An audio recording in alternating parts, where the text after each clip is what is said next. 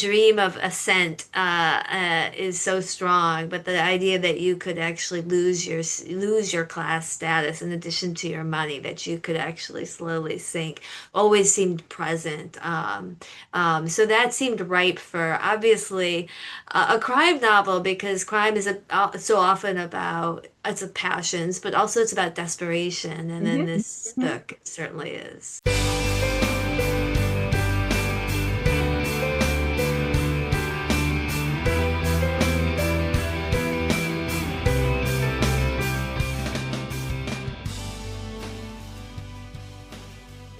Welcome to our latest episode of Book Reporter Talks To, where our guest today is Megan Abbott, a return guest, and we're going to be talking about her latest crime novel, El Dorado Drive. We're doing our interview before the book comes out, so we don't yet have our review, our Book Reporter review. So I'm going to grab some praise from the trade reviews. A starred Library Journal review said, Abbott effortlessly excels at exploring the complexities of a woman's relationship with suspenseful, atmospheric storytelling. And Publisher Weekly says, a nerve-shredding thriller, I agree.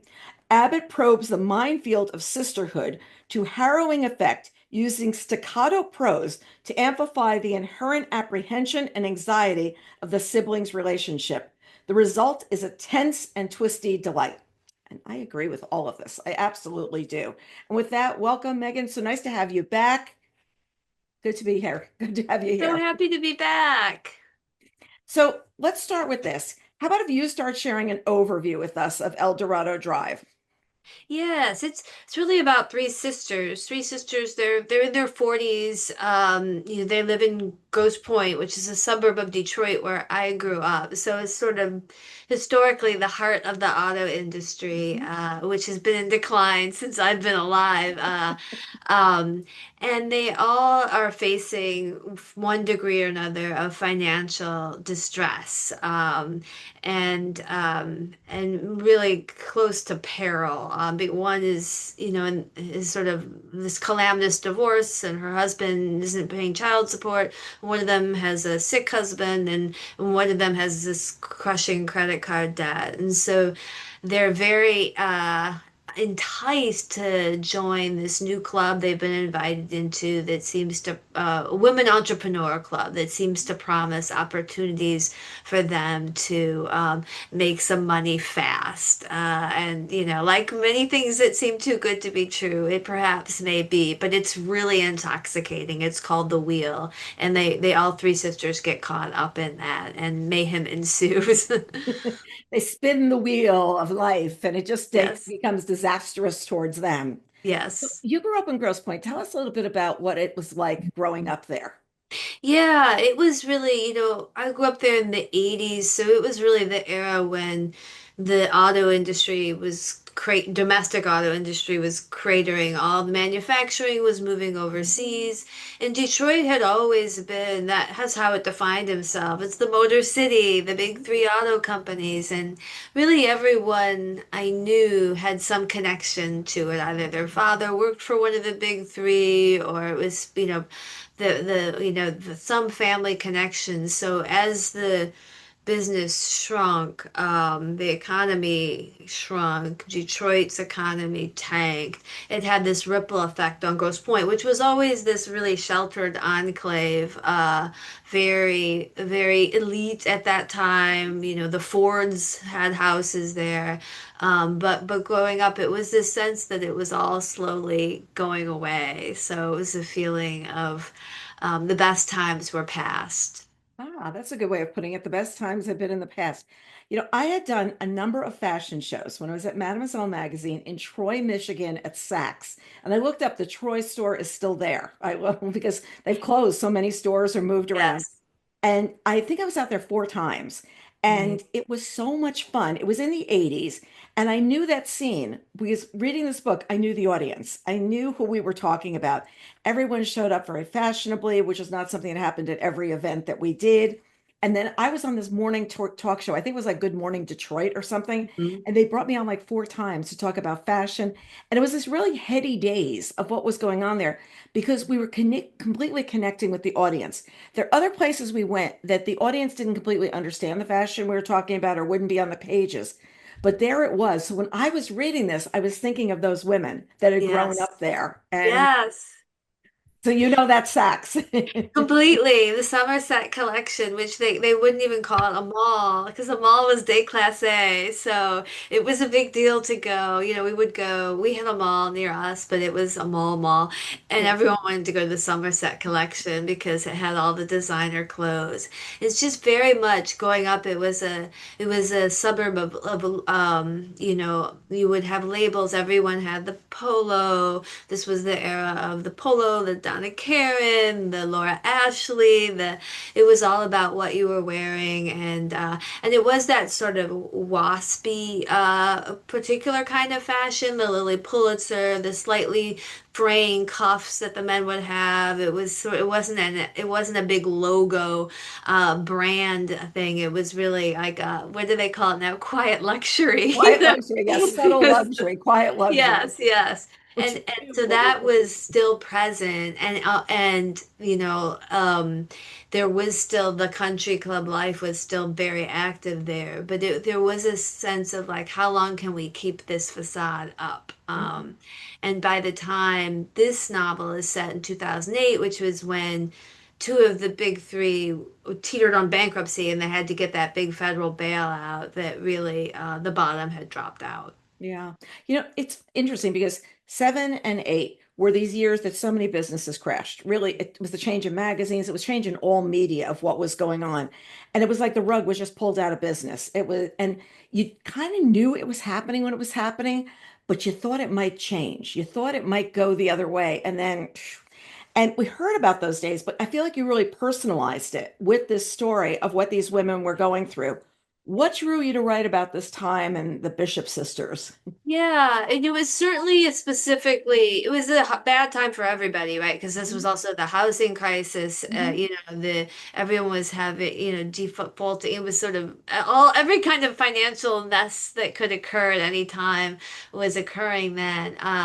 But in what was then still a one industry town, when your industry goes away, it affects everyone in ways large and small. So that really interested me. But also really as a kind of, I mean, I don't think this consciously when I'm writing it, but now having finished it, in some ways a kind of larger metaphor for an America that is past, this sort of baby boomer era of like constant ascent of American exceptionalism, and that we're just not in that world anymore. We're in a gig economy. Mhm. There's no promise that you'll be at the same job your whole life and get the gold watch at the end. That world is gone, and that really interested me for these women who, are so they're in their 40s in 2007, 2008. So they still really had a sense of that sort of golden era, but that had already was drifting away from them. And that sort of most taboo of American topics, which is downward Mhm. mobility. Yes. Everyone think, it's such a the dream of ascent, is so strong, but the idea that you could actually lose your class status in addition to your money, that you could actually slowly sink, always seemed present. So that seemed ripe for obviously a crime novel, because crime is so often about it's a passions, but also it's about desperation, and then Mhm. this Mhm. book certainly is. Yeah, and that's exactly what's going on is everybody has a reason. They need the money and they need it now. And they've Yes. got to figure out what to do. Credit cards are maxed out, but we're continuing the facade of what's going on. But it's Yes. all really going crazy as the time goes on. It's just ramping, ramping, ramping, ramping of what's going to happen to everybody.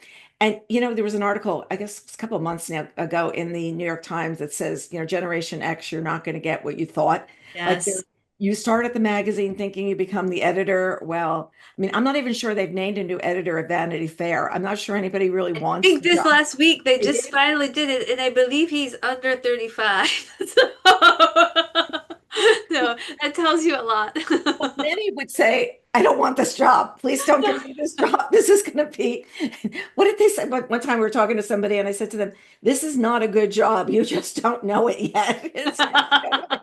I'm sorry, I missed that they announced somebody. It was a very quiet announcement, you know? Yeah, well, there's So, so much, that magazine world. I mean, there's been a lot of talk about it, in media lately because of those, I think it was a well-known reporter for Vanity Fair revealed what he used to be paid for an article, and now, I mean, you could write 1,000 articles and not achieve that same level of payment. So many worlds that we knew are gone. And I think traditional journalism, but certainly that prestige mhm. magazine journalism's gone. Hollywood has changed, of course. All of these worlds, publishing has changed to a lesser extent, but it has been a lot of. So in some ways, there's nostalgia for something that's only like 20 years ago. It's strange. Not that long ago, we're sitting there going, "Oh, remember the days? Oh, Yes, we had like so much yes, fun, you know?" Yeah, yes, and it really is true because my business partner who helped me start the company years ago, Jesse Kornbluth, was a contributing editor of Vanity yes, Fair. That's what he yes. was doing when I met him. And you were making these amazing salaries and picking the pieces you would want to write, and they were flying you and taking care of you the whole way. And now it would be, can you please sit in your apartment and get on Zoom and see what you can find out and see Yeah. who else they know and call them too? You know, that's what I feel, you know? So tell us about the three sisters, because the three sisters are very different, though they are very close in age, if I got Yes, that right. yes. And yet they feel like they almost came from different families at the same time as their sisters. Yeah, I guess to me, I mean, I would say that they definitely came from the same family and responded to what went on in that family very differently Right. based on who they are. In other words, I always think of siblings as veterans in the same war. They all, they had, very negligent, uninterested parents who, were, had issues, let's just say, Yeah. and were losing their money slowly, and then all at once. And so I think it really affected their relationship to money. I think for Deborah and Pam, the two older sisters, there was a belief that you married well, that you would be all right. Right. Um, and they, Deborah, but especially Pam, married someone on the come up, a real hustler in finance, and Deborah married a lawyer, and that was never really an option for Harper, who is not straight, not interested in getting married, not interested in being at the country club. She actually works at the country club, so she just refused to enter that system. And the other, and Pam enters that system in full force, and it comes back to haunt her. And so I think it's, their experiences have led them to different places, but I think the core is all the same, that they're in some ways we're all trying to rewrite our childhood and not have that happen to us, or to our children. And of course, we all know how that always works out. There we come right back again. I Was was there really interested in sibling relationships. I just had this there's this new book about it now by Susan Dominus about siblings, and how they think they're the most researched, undervalued role in our personality development, our relationship to our siblings. And I do think that's true. And the birth order of them and who carries what. Because once you have your role in the family, you can't change it. If no. you're the responsible one, you're always the responsible one. If you're the screw up, you're always the screw up. So I think they're a little trapped in those roles, which is why they do seem different. But they have lots of grievances, as all sisters do. But they have this core loyalty to each other that I always find very moving about sisters. Not having a sister myself. That's what I'm going to say. Do you have sisters? You don't have sisters. No, I just have an older brother, and the brother-sister relationship is very different. Completely different. Yeah. It is not as complicated. Do you have sisters? I have one sister Okay. who's 13 months younger. And Oh, it's very yeah, close. yeah. And it's really funny because my boys are 5 years apart, but boys just say yes, no, up. Yeah. Grosse and I mean, I'm sorry, I'm being sexist here, but we analyze things a lot more and have a lot more conversation. And they just go, okay, fine, all right, we're going to do this, great, done. Like, no big, and I'm not being sexist here at all. It's just the way life happens to go with the differences between the sexes in the family. It just is, Yeah, it's how we've been socialized, so yeah, it's hard to shake it for sure. yeah. I think it would be fun for book groups to decide which of the sisters they thought was the most stable. Yeah.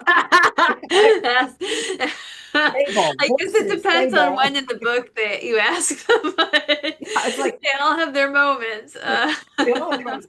And I love, she's out, she's taking care of the horses. And if I do more, I'll make more money. And this is what I Yeah. can do. And it's just really interesting. So the wheel and these women's obsession with this provided a great plot device for you. So tell us about the wheel because, and who's like leading the wheel makes it even Yeah. more interesting. Yes, yes. The wheel this is sort of based on a number of real life examples of this. This is extremely common, and you really only find out about these operations if they run afoul of the law. But they're really basic pyramid schemes.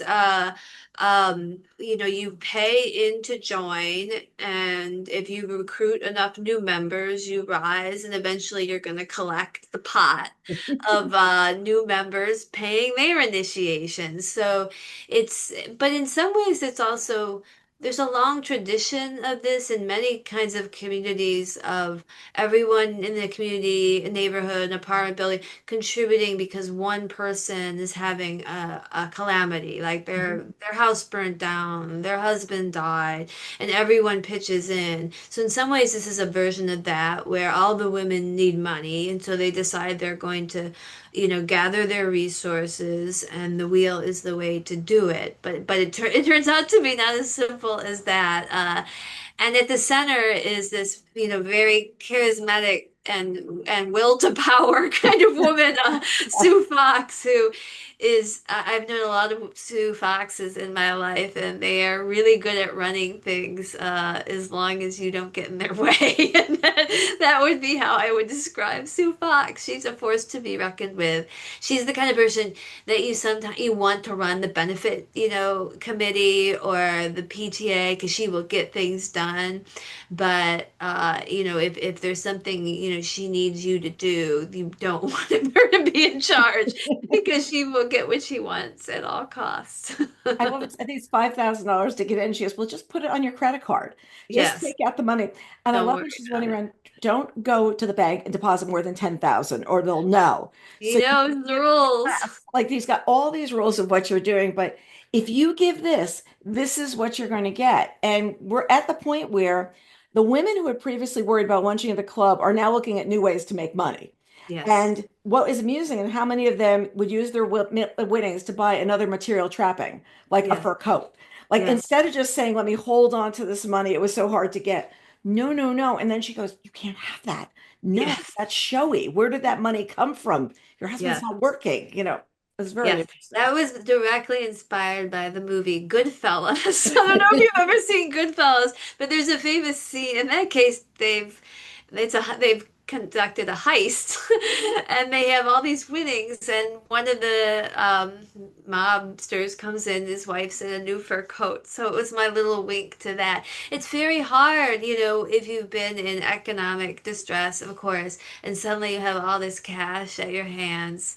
I think all the different ways that women treated, collecting, I was really interested in because, money is never just about money. Mm-mm. And I think particularly for women, it can get very tied up with security, Hmm. with Hmm. freedom, with revenge, Hmm. with all these other ideas. And so it's never simple. And our ideas about money and our feelings about it get seeded in us as a very young age.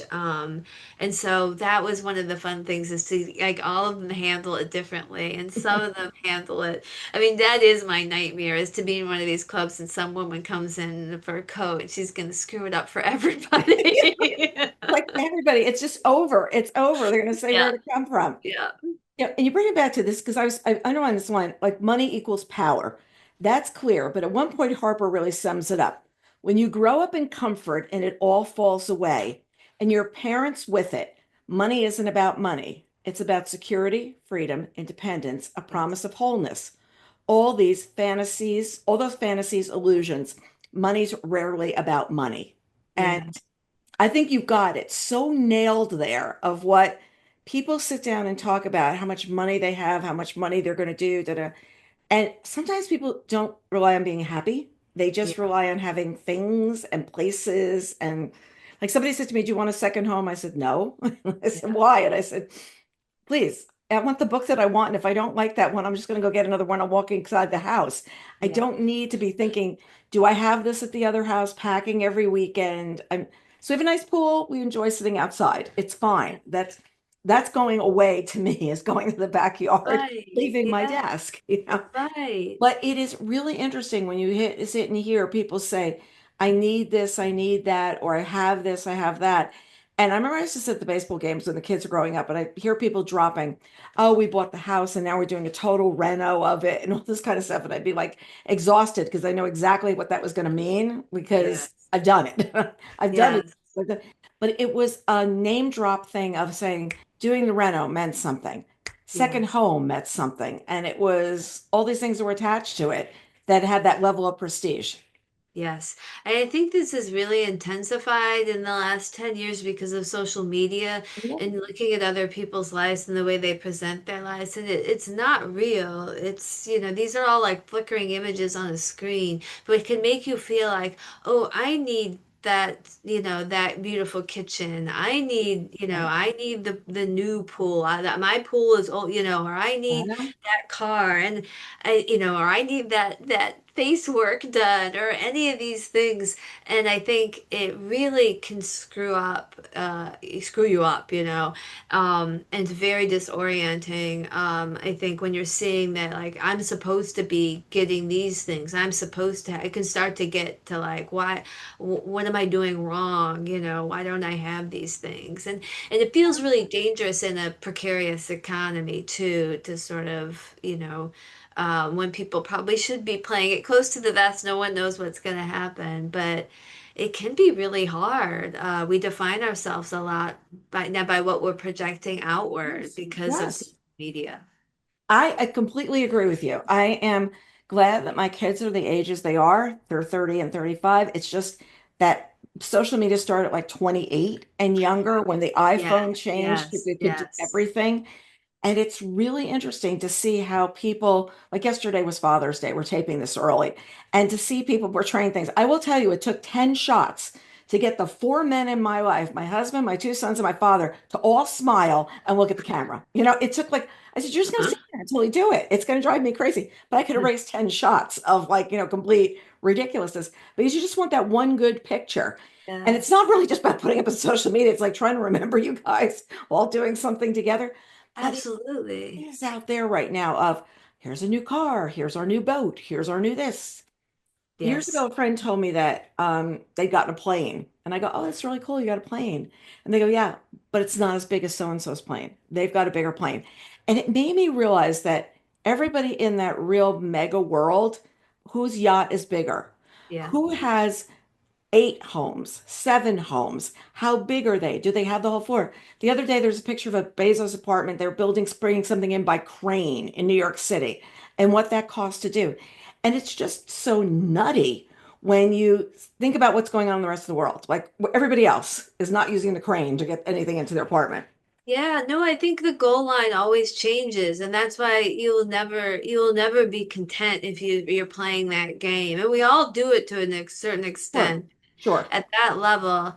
And there's just so much displays of extreme wealth now. It's become, I mean, it used to be kind of déclassé to show it. I mean, Hmm. I grew up, and this is sort of in the Midwestern, you never count any other people's money. You Yeah, never yeah. talk about money. It was, and now it's this sort of ridiculous, far extreme where the display of wealth almost replaces wealth.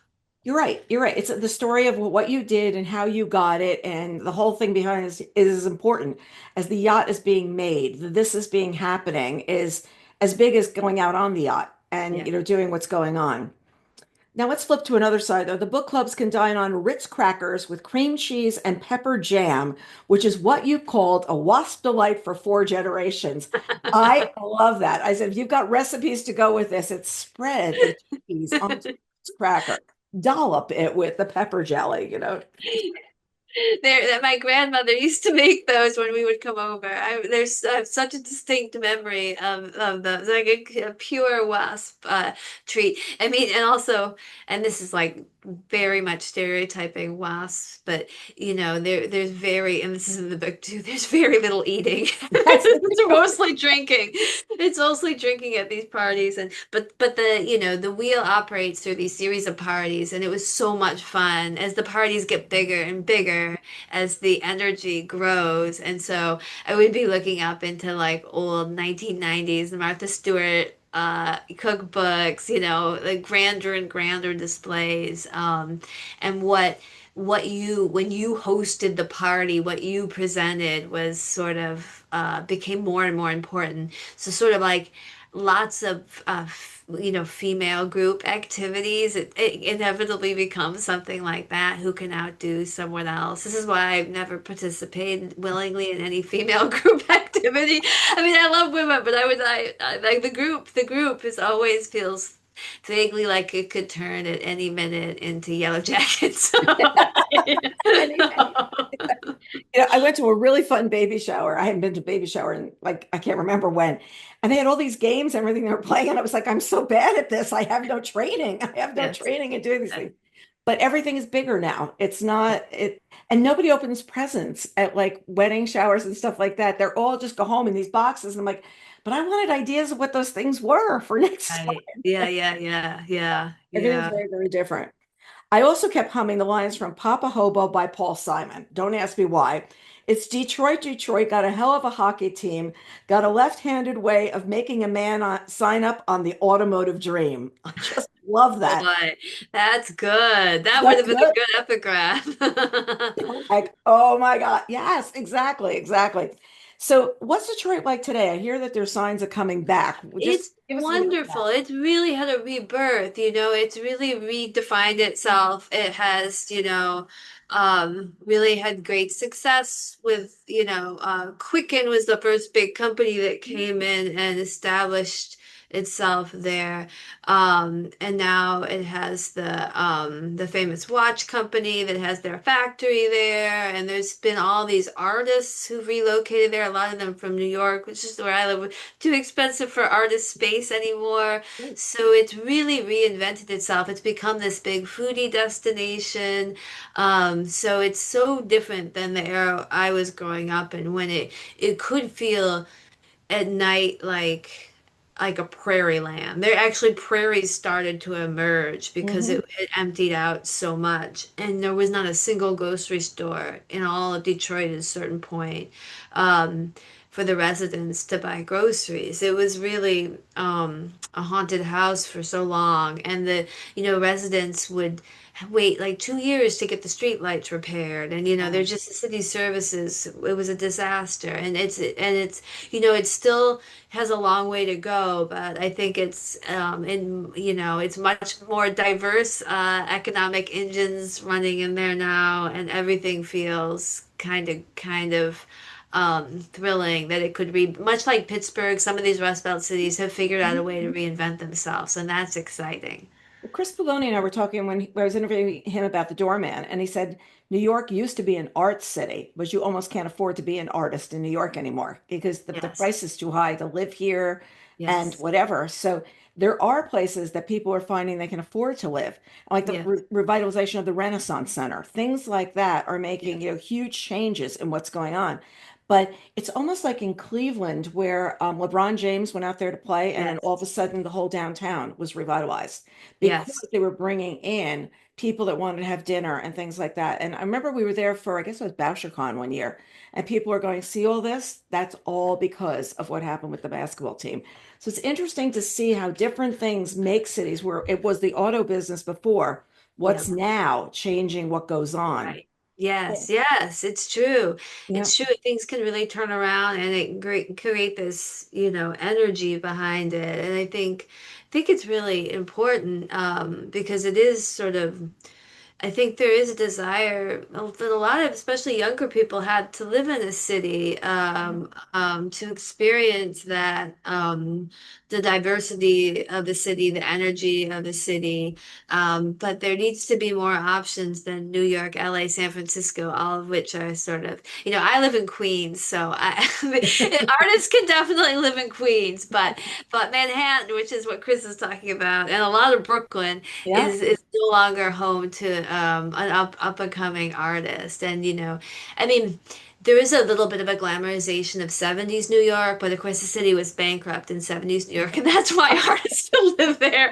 Um, but we're all. I think we've never been more aware of the mysteries of the economy, the American economy, and how it too can change on a dime because there's something so speculative about it all. It's all about confidence. And I think right now no one knows what's going to happen. So you're feeling a lot of instability. Well, it's like Times Square. What did Times Square reinvent itself? I mean, I remember being in New York in the 70s, where if you walked across town and somebody wasn't naked, peeing on the Yeah. ground, or doing Yes. something else, you would be shocked because, and then the whole thing changed. What did we It do? did. We put things that people in the Midwest would understand into Times Square. And we put the Hershey's thing, and we put this, and we put brands that people knew. So when they came there, it would be like a big mall outside in a lot Yes, of ways. it's terrible. And Fran Lebowitz says you can't go there. Like I cannot. No, no New Yorker goes to Times Square unless absolutely forced, which is mostly just to get to a theater, But because you it's a go this nightmare. way. You never go this way. You go across. You always said, I mean, I used to work on the show The Deuce for HBO, Yes. which was set in 70s Times Square, and like, admittedly, it was pretty scary. When I first came to New York as a kid in the 80s, it was still pretty dicey in that area, but they'd already started the Marriott Marquis. There, it started with hotels coming Right. in. Right. And they came in with, and then they became these sort of secure, for tourists to stay in. And then the Disney came in and everything that followed. But I do miss some of the rougher, rougher energy of it. It used to be it's so lively. I mean, sometimes you see movies that are set in Times Square of that era, and it feels like Midnight Cowboy or something like that. And you think, look, I get that this is the safest place, but the energy is thrilling, and now it is a little depressing, like a mall. But if it gets tourists here, I'll Yeah, take we're good. We're good. We're good. it. That's what happens. That's what happens. And you're thinking about like Detroit, it was also there were suburbs. These were all suburban Yes, areas. So to talk about a suburban area to unite the same way that a city did is something different. So when these women are getting together, we get to the point where there are too many people bringing in their yes, money. And then there's one night where somebody doesn't bring her money and she's there. And who yes, is she and who knows her? And there has to be real questioning because could she bring the authorities in on what's going on here? And yes. Absolutely. And this is how I saw it so much in my research about really that's really the only way that these ever get caught, these rings, because somebody's unhappy and goes to the prosecutor or to the DA, because they're disgruntled. And and it's because it so depends on being able to trust everyone yeah, who joins. But if you have to keep recruiting, eventually you move outside of the circle of the people you trust. And if they don't bring their money, Pam, the generous sister, is floating people their money to join. But what happens then is they don't have any skin in the game. So that's of course dangerous. So it really starts to get like the mob, um, and that was fun to write, and it is true to life. If you look at some of these indictments of some of these groups, you see this is what happens. I tell you, some days to be in Megan Abbott's head and just say, let me get these sisters, and then we're going to put them with the wheel. I mean, I was reading the wheel, and I'm like, the wheel. Let me think. Oh, and the wheel makes it really funny because it's Detroit. Okay, I did get that. Yes, which I didn't even think of until they were doing the cover concept, and then they're like, we got the wheel, the car, the wheel. I'm like, oh, of course. Of course, behind the It's wheel. unconscious, the power of the unconscious. Yeah, you don't drive that much in New York anymore. It's No, no, not at all. not at all, not at all. So did you do outline in advance when you got this idea started? Has this been an idea that's been lingering around, or was it? No, I don't outline, but I usually plan the three acts of, so Okay. I know the beginning, the middle, and the end. And things shift definitely because when you start, you don't fully know the characters yet. There's lots of things that you plan that don't make sense anymore, Mhm. and your characters sort of surprise you. But I kind of have to have the three act roadmap to begin. Yeah. That's usually what I need to feel like I've got it. That and the voice. I need the voice, and the voice can usually comes quickly. For this, it did. I was really interested in these women and how few cultural in the culture, how few examples we get of women in their 40s and 50s, sort of at this age of reinvention. They're divorced, their life circumstances have Hmm. changed, Hmm. and they have all these hungers and yearnings that they want to act on. And when you see that in pop culture, it's usually made to be like a punchline or silly or monstrous, maybe, but never really realistic. And I wanted all the things they want to feel right and true, that they've surrendered their life a lot to their husbands and their children and their duties, and now all the guardrails are off. That didn't give Hmm. them anything. So now they have to figure out who they are. Who they are and what they're going to be for the rest. And Yes. parents are not the models. For these people, the parents were not the models of who they No. wanted to be. No. So yeah, there we go.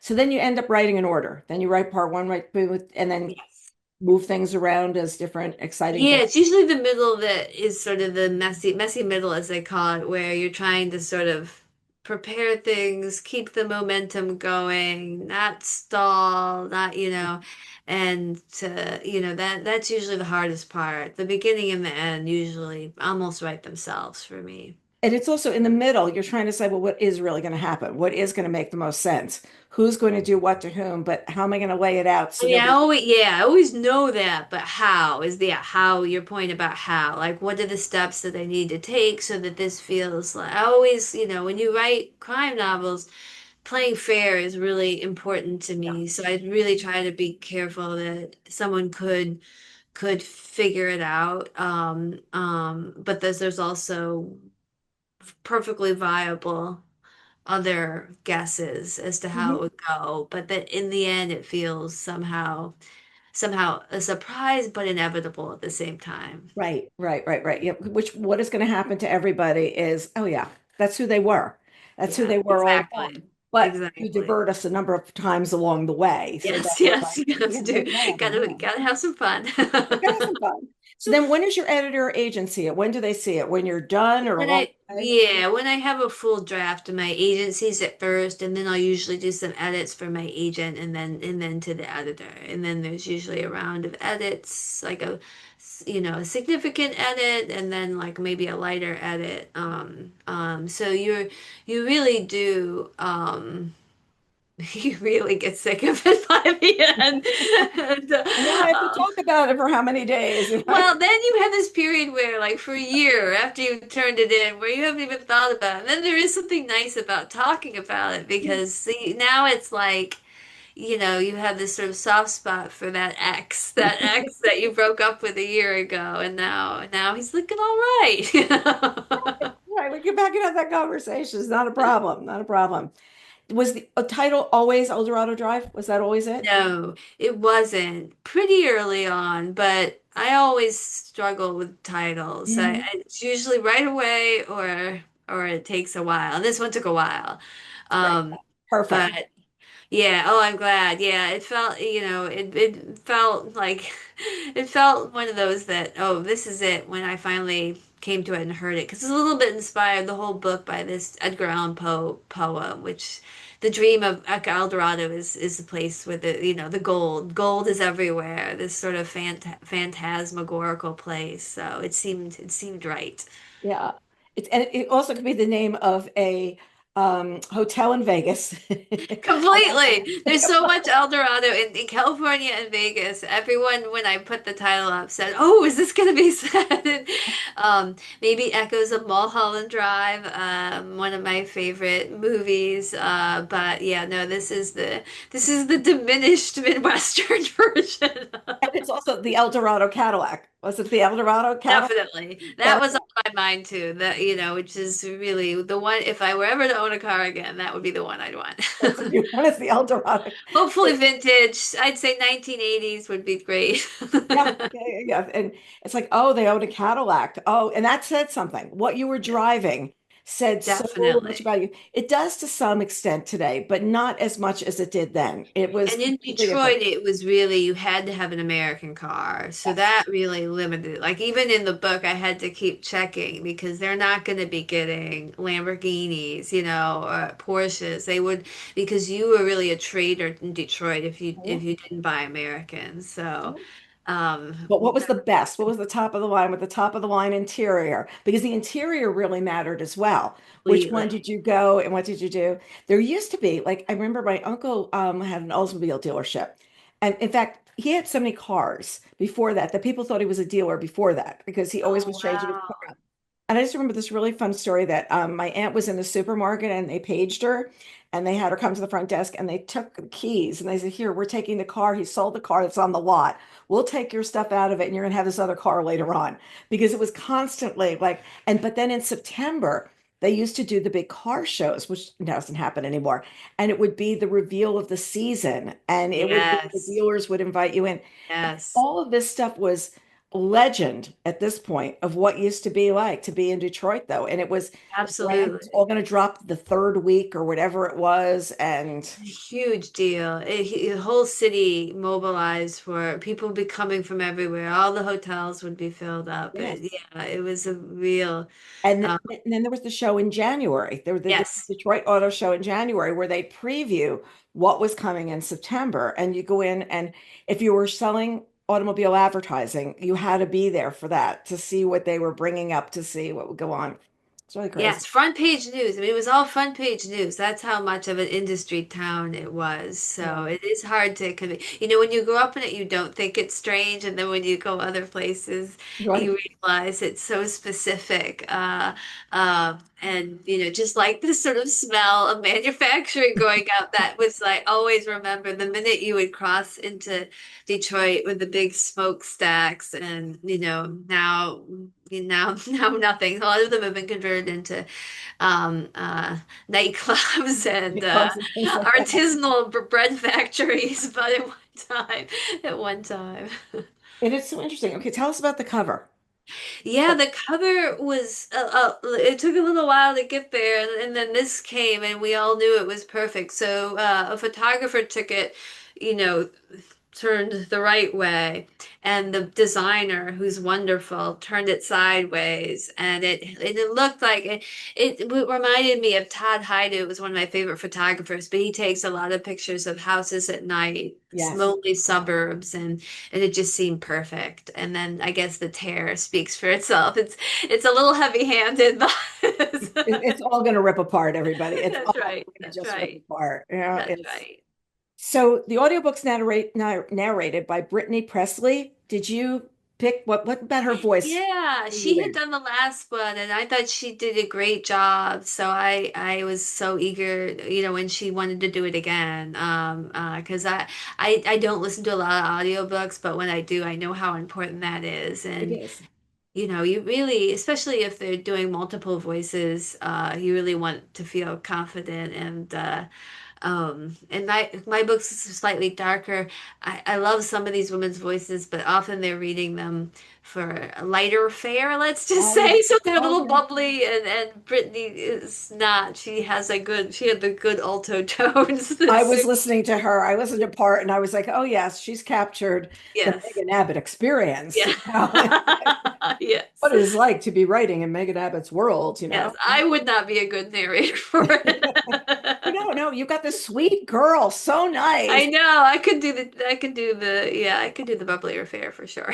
I'm there for sure. So, okay, you always have a lot going on. So I remember I still talk about the time you were at the Morristown Festival of Books with me, and the other Yes. author didn't come. And I said to the audience, there are two things we could do. You could ask her questions, or she could talk about working on Dare Me. And everybody's like, Dare Me, Dare Me. And I still quote from that because I learned so much. So are you Oh, doing film next? Are you doing yeah, I'm working on a lot of TV. The main one now is I'm adapting this book for a TV series for A24. So that's been my big project of late. And then I'm also with Scott Frank, who made Queen's Gambit and now Department Q, and he and I are adapting Dashiell Hammett's Red Harvest for a limited series for Netflix. So those are the two big ones right now. Now, is A24 doing series? That's new for them, or am I Not that new, but they are definitely more known for their movies. They did Euphoria, and okay? Beef, and they have a number of other shows. But it's definitely they're growing out their TV division, which is great. And they're so creator friendly.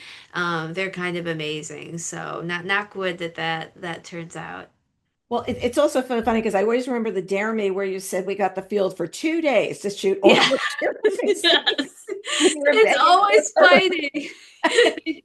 And that's my favorite line when people say to me, "What's it like making a movie?" I said, "Well, let me tell you what I learned from Megan Abbott. It's so true. 2 days of the football field, and that was it. You know, Yes, limitations can make you creative and they can make you crazy. well, it's like Bosch shooting at the big house up on the hill, where they Yes, shoot every scene in the house for the whole series in a couple of days because you're blocking off traffic, you're blocking, yes. you got to pay everybody off, and it's Really hard way, and that's the most cost-effective way, but like writer-wise, it's really oh, hard because you have to write everything in advance and then you can't make changes, so I really, you want to have this, the studio sets it up that they'll give you the time to write all that stuff, so you're not writing while you're filming, which right, is. which you were doing on Dare Me. Yes, that's the old school way. Everyone used to do it that way. And then So they realized, that might become a little bit more complicated for yeah. everybody than what we originally. Yes, yes, yes. So at the same time you're working on a book, or do you move directly over to film only for a while? No, I'm working on a book too. I have to have a book going, even if it's slow, or I kind of feel like I've lost my gravitational center. So I have a book going too that in the early stages. So too superstitious to talk about it now, but it's happening. I know this is I'm at this. I'm deep into it enough that I know this will be the one. This will be the one. This is what's going to happen. You know, it's really funny too, is because you also talked about you're not writing alone. And it's like, oh, is this a good idea? There's nobody to turn to. I guess it is. Or nobody can shoot down my idea. It's my idea. I can put it on the That's page. right. So That's right. I Yes, learned a lot exactly. from you talking about this through the years. Oh, good. And It I was so quote much you, fun. like I say, let's think about this. And you know, it's really interesting. I would love to take something to someplace like the Morristown Festival of Books and do one of Yes. those panels that they do where the producers there, all these people, and they explain what's going on Yes. and how it got made and do an early showing of something. Because I think Yes. it's so interesting these days for book readers to see what really happens to I the think stories. so. I Yeah. think so because we all wonder when we see an adaptation of a book that we love, like how, like sometimes, like, wait, that's not the book, just to understand how it came to be this. There's often a lot of decisions that go into it, and I'm always interested in that. But So, it's also the number of locations. And it's like for yeah. this one, there's streets, there's this, there's that. And it makes it easier to do as Yes, opposed to a huge landscape where that's you've right. got to be all over. You've got to That's be, right. There's no like airplane stunts in this book, so it would be much cheap. I'm not dealing with any Mission Impossible level, so be very modestly budget to the studios out there. you see you really think about that after a while Yeah, because some you of the stuff do. it's like, oh my gosh, this is how are you going to produce this? You know? Yes, exactly, I remember exactly. Mitch Kaplan saying to me when he started his film, but Carol, too many scenes, too many scenes. Forget the talent, less scenes, less places to go Yeah. construct. Like, oh, okay, never thought about It that. all comes back to money. It all comes back to money, and it all comes back to you only have, especially the studio is completely different than working with anything else. With the publisher, Yes. it might be 10 extra pages in the book. This is something completely different. It's math to an nth degree, you know. Yes. Yes, exactly. Thank you so much for joining us. I always love talking to you because I always learn something. And I still say when I see her in public, everybody, I'm telling you, just nicest, sweetest person, and then these ideas.